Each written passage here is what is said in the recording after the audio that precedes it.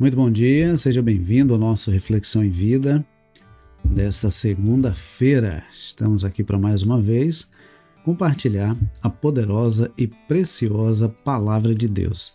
Essa palavra que é viva e eficaz e mais cortante do que qualquer espada de dois gumes, capaz de penetrar a divisão entre alma e espírito, juntas e medulas, e discernir os pensamentos e intenções do coração.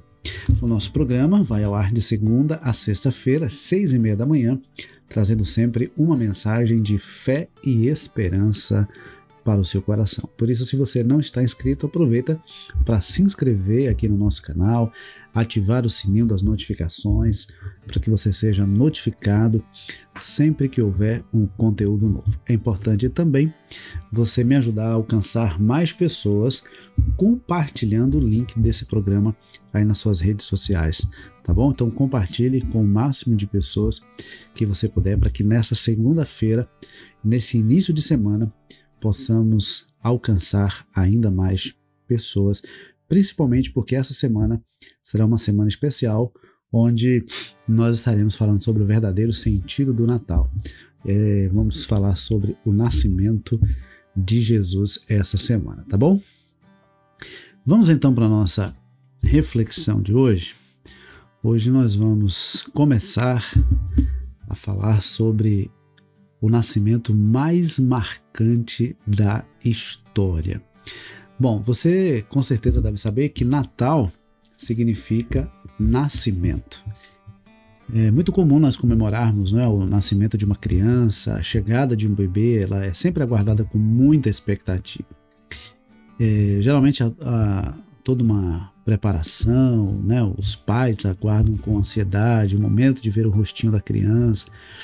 A gente sabe que hoje a tecnologia facilita, né? Porque a gente vê aí a ultrassom, tem ultrassom 3D, 4D. Na minha época, e talvez na época de muitos que estão nos assistindo nesse momento, não havia essa facilidade, não é?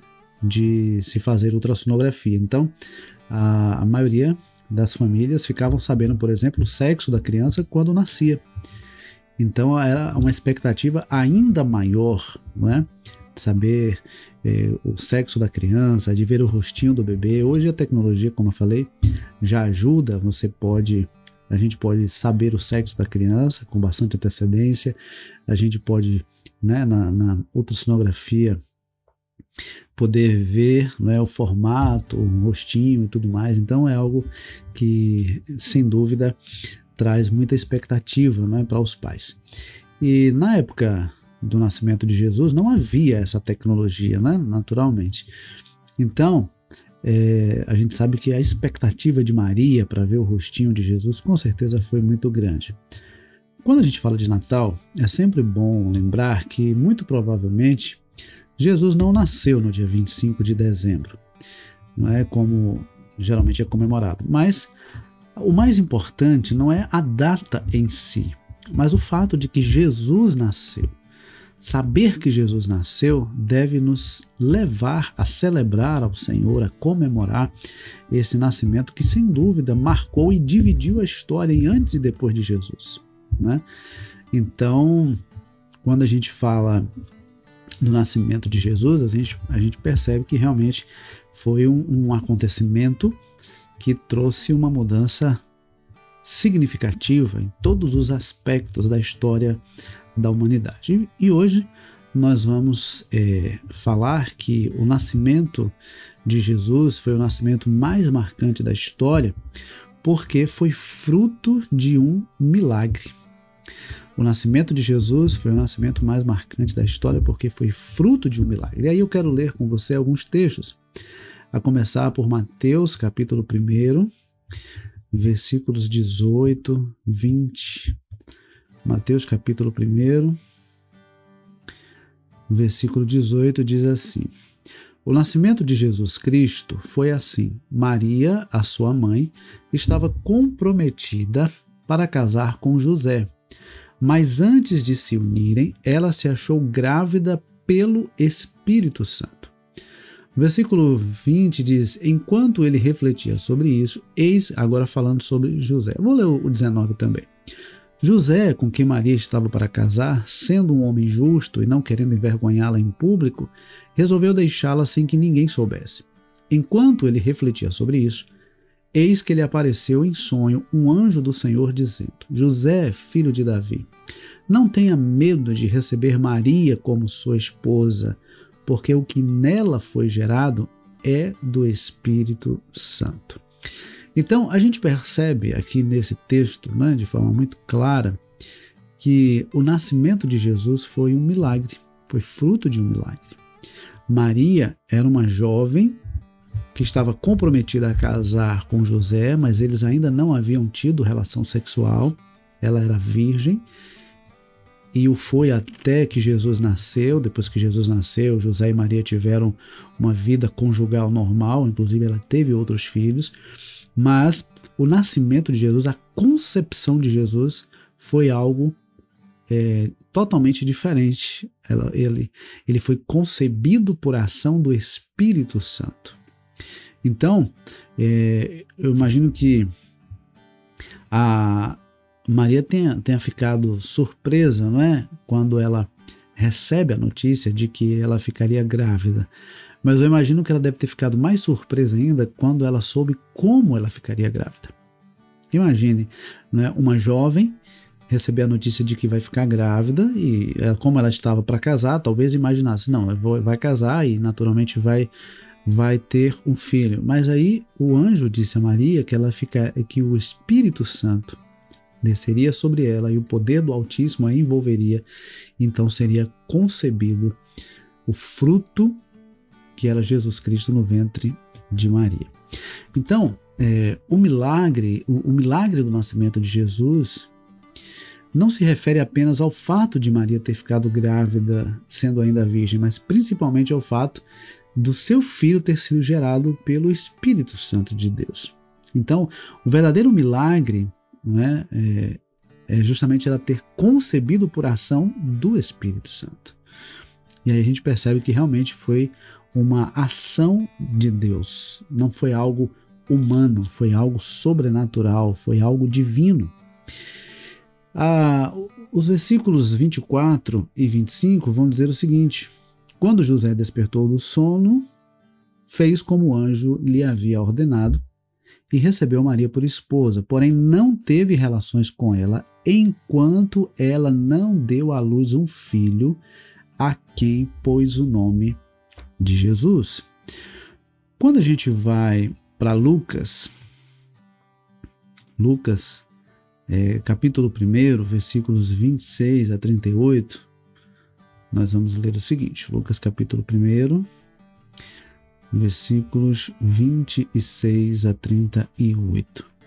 No 6º mês, o anjo Gabriel foi enviado por Deus a uma cidade da Galiléia, chamada Nazaré, a uma virgem que estava comprometida a casar com um homem da casa de Davi, cujo nome era José.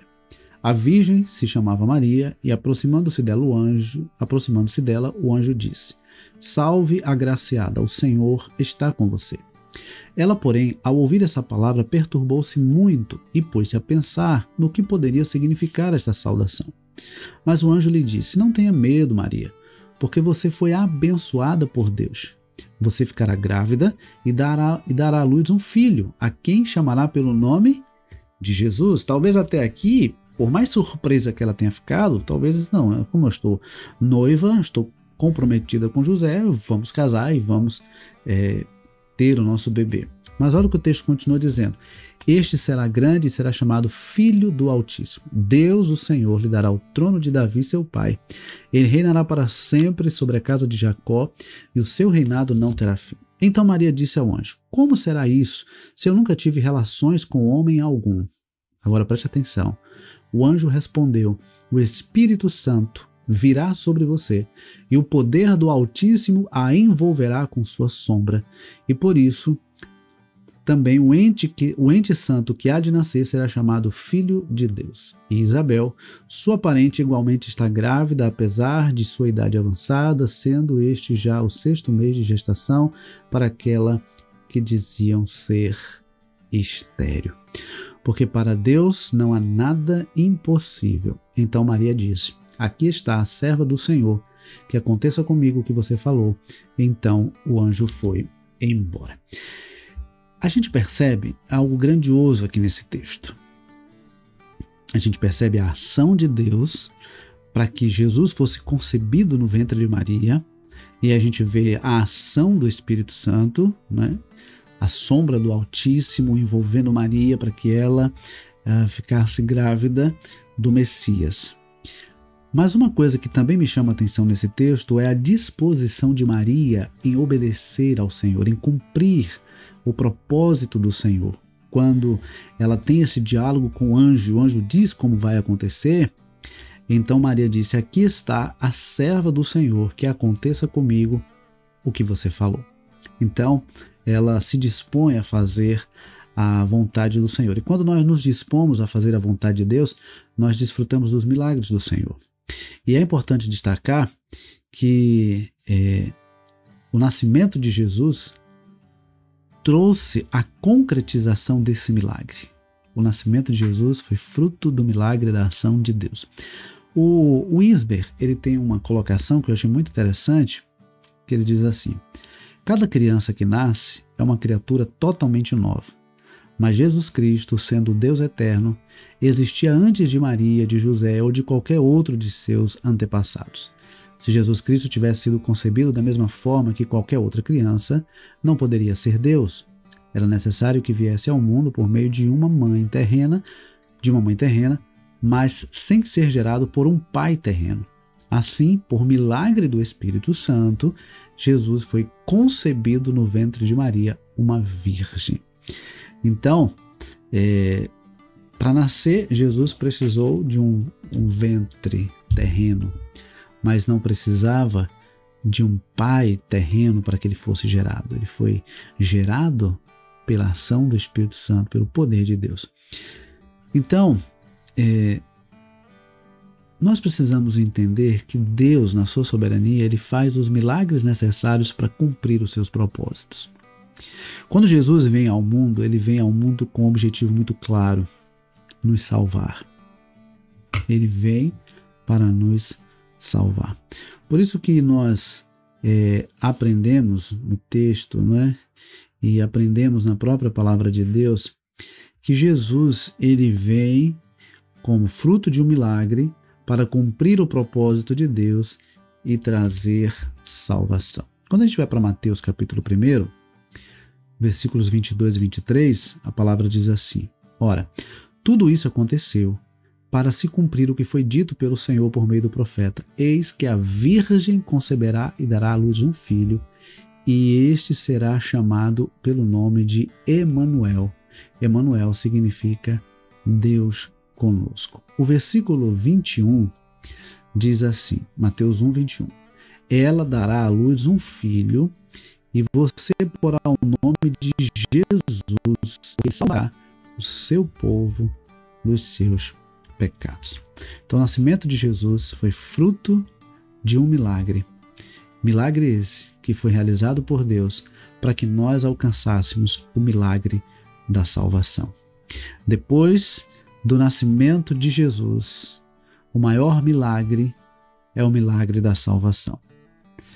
O nascimento de Jesus foi, a forma como Jesus nasceu foi o maior milagre que já aconteceu nessa terra. E depois do nascimento de Jesus, depois desse milagre do nascimento de Jesus, o maior milagre é o milagre da salvação. A maior necessidade que nós temos, o maior milagre que nós precisamos é o milagre da salvação. Então, que nós possamos, durante essa semana, refletir sobre isso, né? O maior milagre que Deus deseja realizar na nossa vida é Jesus nascer no nosso coração, trazendo salvação e trazendo vida eterna. Se eu perguntasse a você qual é o milagre que você precisa hoje, talvez você me dissesse que você precisa de um milagre nas suas finanças, ou na sua vida conjugal, ou na sua família, ou no seu trabalho, ou na sua saúde. Talvez você me dissesse uma série de milagres. Mas o maior e mais necessário milagre na vida do ser humano é o milagre da salvação. E esse só Deus pode operar através de Jesus Cristo. E aí eu pergunto para você, você Já experimentou esse milagre, o milagre da salvação?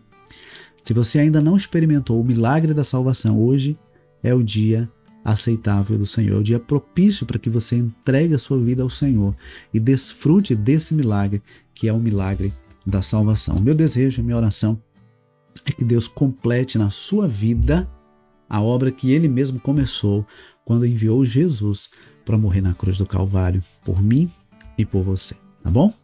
Que Deus nos abençoe. Essa é a primeira reflexão dessa semana, onde nós vamos falar sobre o nascimento de Jesus, e hoje nós vimos que o nascimento de Jesus foi o nascimento mais marcante da história, porque foi fruto de um milagre. Vamos orar? Pai querido, muito obrigado pelo milagre do nascimento de Jesus e pelo milagre da salvação. Obrigado, Pai, porque através deste presente do Senhor a nós podemos desfrutar da comunhão com o Senhor e ter a certeza e a esperança da eternidade na Tua presença. Muito obrigado, Deus, pelo final de semana que tivemos, por cada livramento que o Senhor tem nos dado, por cada bênção, por tudo quanto o Senhor tem feito por nós, sobretudo a bênção da salvação. Eu quero apresentar ao Senhor essa semana, que seja realmente uma semana de grande edificação, transformação e salvação de vidas para a glória do Senhor. Fica conosco, Pai. Obrigado pelo Teu amor e por todo o Teu cuidado para conosco, em nome de Jesus. Amém. Que Deus nos abençoe e até amanhã, 6:30 da manhã, se Deus assim nos permitir.